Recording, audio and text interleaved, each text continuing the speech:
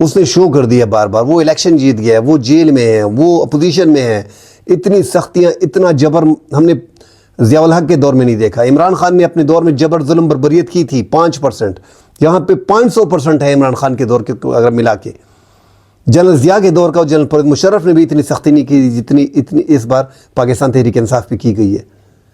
اس کے بعد ان کے کاروبار تباہ کیے گئے، ان کے گھروں کو تباہ کیا گیا، ان کے بچوں کو اٹھایا گیا، ان کی فیملی کو اٹھایا گیا، ان کو اٹھایا گیا، جیلوں میں رکھا گیا، دہشت گردی کے پرچے کاٹے گئے.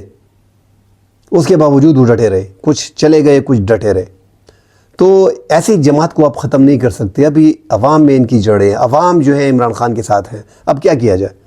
اور یہ جو عمران خان کے ساتھ عوام ہے، یہ ہم بار بار بولتے ہیں کہ یہ جو ان پاپولر جماعتیں ہیں، ان کے مقابلے میں عمران خان پاپولر ہے. آپ ان جماعتوں کو سائڈ پہ کر دیں، پھر عمران خان پاپولر نہیں ہے.